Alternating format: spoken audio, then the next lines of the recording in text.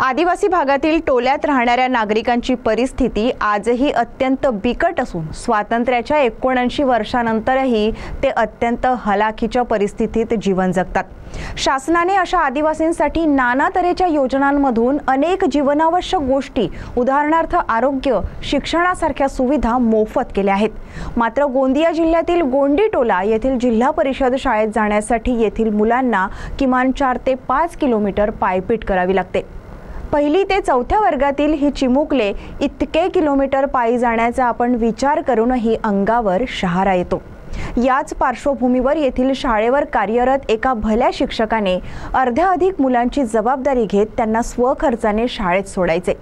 मात्र आता त्या शिक्षकाचीच दुसरीकडे बदली होत असल्याने या मुलांच्या शाळेचा यक्ष प्रश्न निर्माण झालेला आहे। आता त्या शिक्षकाचीच दुसरीकडे बदली होत असल्याने या मुलांचे शिक्षणच थांबणार नाही तर अधिक मुलं शाळेतून कमी होतील म्हणून शासन थेट शाळाच बंद करण्याचा निर्दयी निर्णय घेण्याच्या तयारीत आहे।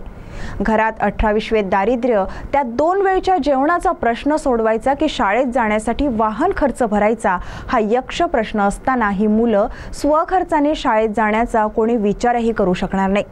जिल्हा परिषद शाळा गोंडी टोला येथील पटसंख्या टिकवण्यासाठी गावकऱ्यांनी प्रशासनाकडे धाव घेतली असून शाळा टिकवण्यासाठी गावकरी संघर्ष करीत आहेत।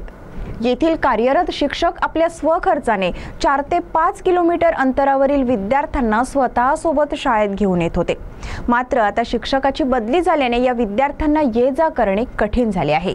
भंडाऱ्यावरून आमचे प्रतिनिधी आकाश नंदागवळी यांनी दिलेल्या माहितीनुसार सविस्तर वृत्त असे आहे की गोंदिया जिल्ह्यातील गोंडी टोला अदासी येथे जिल्हा परिषदेची 1ली ते 4थी पर्यंतची शाळा आहे।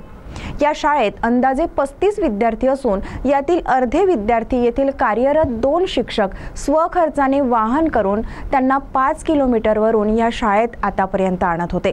परंतु येथील कार्यरत शिक्षकांची बदली झाल्याने या विद्यार्थ्यांना शाळेत आणणार कोण असा प्रश्न आता निर्माण झाला आहे।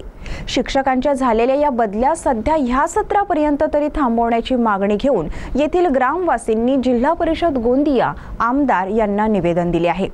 यावेळी लक्ष्मी कुंबरे, निशा सलामे, सुधीर ब्राह्मणकर, अजय हतिमारे आदी ग्रामस्थ उपस्थित होते। तसेच त्या 2 शिक्षकांची बदली थांबवण्याची मागणी देखील या निवेदनातून करण्यात आली आहे। सीटीव्ही प्रतिनिधी नंदा गवळी यांची रिपोर्ट।